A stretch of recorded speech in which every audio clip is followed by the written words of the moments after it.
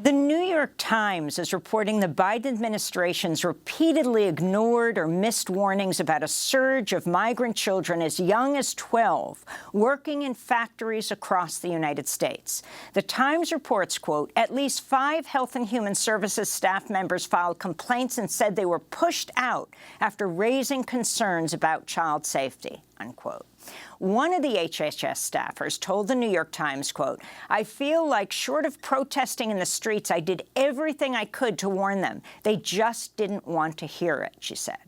In February, the Times published a blockbuster report about child labor based on accounts by over 100 unaccompanied migrant children, mostly from Central America, who described grueling and often dangerous working conditions, including having to use heavy machinery, being subjected to long hours and late-night shifts at facilities that manufacture products from major brands and retailers like Hearthside Food Solutions, the makers of Cheerios, Fruit of the Loom, Whole Foods, Target, Walmart, J.Crew, Frito-Lay, and Ben & Jerry's. Others were forced to work as cleaning staff at hotels, at slaughterhouses, construction sites, car factories owned by General Motors and Ford, in serious violation of child labor laws. On Tuesday, Homeland Security Secretary Alejandro Mayorkas was grilled about the Biden administration's response to forced child labor. This is Republican Senator Josh Hawley of Missouri. You're not going to take any responsibility for the indentured servitude and exploitation of children that is happening on your watch. A moment ago, you were crowing about the fact that you treated children so well, and yet we find tens of thousands of children who are forced to work as slaves because of your policies, and you turn around and blame a prior administration. Mr. Secretary, this is par for the course for you. You do it every time you appear before this committee. You do it every time you appear before Congress. I, for one, am sick and tired of it, and thousands of children are in physical danger because of what you are doing. You should have resigned long ago, and if you cannot change course, you should be removed from office. Thank you, Mr. Chairman.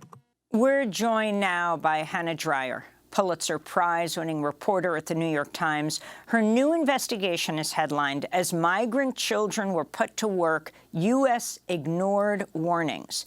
Dreier's earlier piece was headlined, Alone and Exploited Migrant Children Work Brutal Jobs Across the U.S. Hannah Dreier, welcome back to Democracy Now! We had you on for your first blockbuster expose showing children as young as 12 working across the United States. Now you're reporting that the Biden administration knew about this, not only knew about this and didn't do anything, they actually did do something. They pushed out those within the administration who were raising alarms. Can you talk about what you found? It's great to be with you, Amy. And yeah, just as you say, people were punished for bringing this to the attention of their supervisors. People say that they were fired, they were demoted. I spent a year talking to children who came to this country and are working in the most exploitative conditions in factories and slaughterhouses. I found these children in every single state in this country.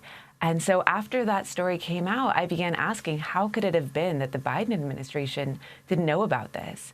And what I found was that actually they were given evidence, they were given warnings. There was sign after sign that this was happening for 2 years. And the administration really didn't spring into action until just last month. And Hannah, I was particularly struck by the information about Susan Rice, the White House head of domestic policy, and her reaction to the reports that there were problems in terms of how these children were being treated. Could you talk about that?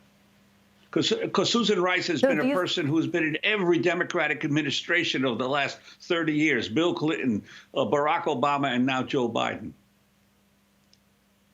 Right. Susan Rice is a hugely important figure, and she is Biden's top point person on immigration.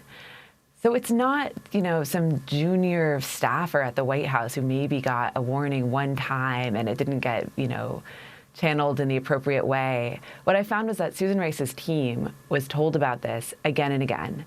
And the kind of evidence we're talking about are clusters of children found to be working in different parts of the country repeatedly in these very industrial jobs. So these are children making car parts. These are children using caustic chemicals and acids to scrub a chicken plant.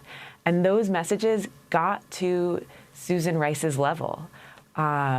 Memos airing concerns about these issues got to Susan Rice's level. Her team was told, going back to the summer of 2021, that people were very worried about this. And what the White House has basically said is, well, maybe we saw these signs, but we didn't put it all together. What their response has been is sort of a lack of curiosity or a lack of conscientious thinking to realize that if we're seeing kids in all these different places who are doing these jobs, maybe there's a larger trend here. Maybe there's thousands of these kids out there. Well, they did put it together sufficiently to force out 5 Health and Human Service staff members. Could you talk about some of those staff members and the alarms that they raised? So these are the people who are running the unaccompanied minor program for Health and Human Services. One of the women who I spoke with, Jalen Swalog, she helped build this program. She started working for the government in 2010, right when we first started to see these waves of children coming over. And she was in charge of this program for years and years. She was the highest official running the program when Biden took over. And what she says is she raised alarms. We've seen her emails where she's saying something catastrophic is going to happen. I'm pleading with somebody to pay attention. When her emails went unanswered, she went to Congress and she talked to Congress staffers and said, again, I'm really worried about what's happening here. These children are in danger. And she was pushed out. She was one of 5 people who I spoke to who filed complaints, who showed me their emails where they're saying, something really wrong is happening here. And they say that instead of being listened to, they were demoted, and people just did not want to hear these warnings. I wanted to turn to the White House Press Secretary, Karine Jean-Pierre, who was speaking on Tuesday. I want to state that ORR is dedicated. This administration moves swiftly to crack down on violators and are more vigorously vet sponsors of unaccompanied minors. DOL and HHS launched a new task force to heighten cooperation and better share information. We also called on Congress to provide the resources this administration has long requested to help us crack down on companies that exploit children for labor. The actions we've taken since February make clear that we will continue to investigate and hold companies accountable, but we also need Congress to provide the resources we need to enforce. And we've been very clear. Again, DOL, HHS have taken actions, but we need Congress to also give DOL and HHS the resources that they need to broaden these actions that they've put forward. So that's the White House response. If you could respond to that and particularly talk about who's responsible for what. I mean, we saw this dramatic confrontation between Senator Hawley and Alejandro Mayorkas, who's head of Homeland Security. Talk about what Homeland Security is responsible for. He was particularly angry that Mayorkas was blaming the Trump administration for separating children. What Homeland Security is responsible for, what HHS is responsible for, and tell us more about these whistleblowers who made clear time and again what was happening. And were not just not listened to, as was just pointed out, but were pushed out one after another after another. So in fairness to the Biden administration, they have taken rapid action after our first story came out a month ago. And the Department of Labor is really ramping up the way that they're going to try to go after these companies that exploit migrant children. And Health and Human Services has also taken some steps. What's been just so shocking to me is that these steps were not taken earlier. And one dynamic that people often point out is that a lot of this came in response to the crisis at the border, where children were coming in record numbers right when Biden took office. And a lot of them were sort of languishing in Customs and Border Protection jails because there wasn't enough room in the shelter system to take them in. And so there was wall-to-wall coverage of children sleeping on the floor, children under those tin blankets. And the Biden administration was really getting slammed on why are these kids languishing in jails? I thought you were going to take care of them. And so there was all this pressure in the administration to move those kids out quickly because it was so visible when they were ending up sleeping on the floor, sleeping in these terrible conditions. And what happened after that with all these kids working was much less visible. You know, nobody's going to go and have a big newsreel about children who are working in the poultry plant because you can't get in there. And so it was sort of a trade-off, as it's been explained to me, between this very visible crisis where kids weren't moving out of the shelters quickly enough and this hidden crisis where kids are now working these terrible jobs and often sort of languishing in debt bondage. And that's just part of this dynamic that sort of comes up again and again. The agencies that are responsible here are really Department of Labor and Health and Human Services. I know Mayorkas has been getting questioned about this, I think sort of as a proxy for the Biden administration.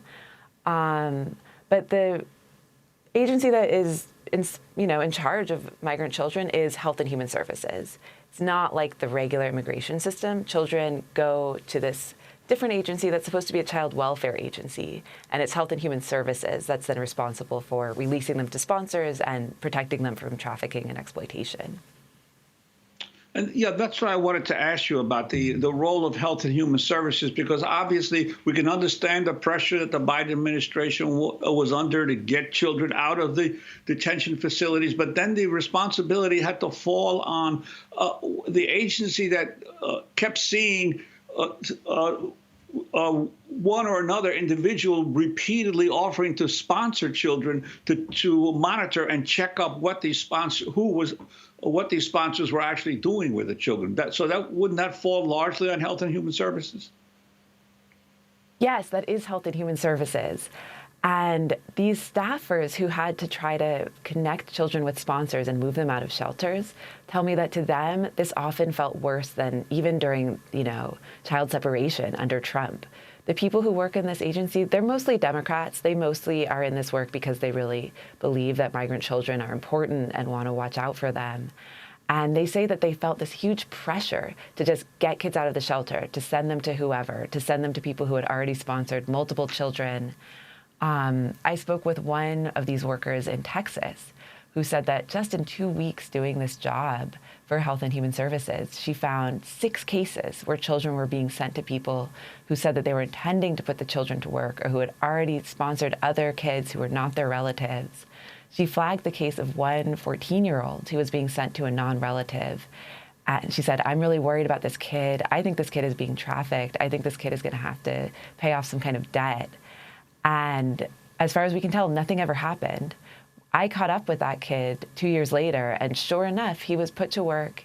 He had to drop out of middle school. He had to pay his own rent. He had to pay off thousands of dollars in debt, and he was just completely on his own, even though his case had been flagged by a whistleblower.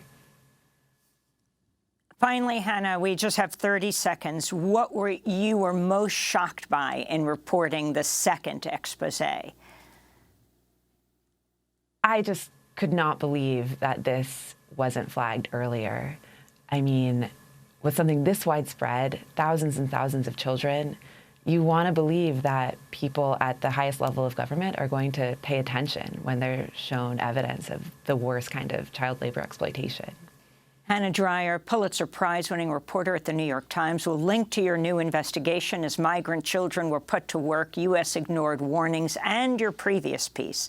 Alone and exploited, migrant children work brutal jobs across the U.S.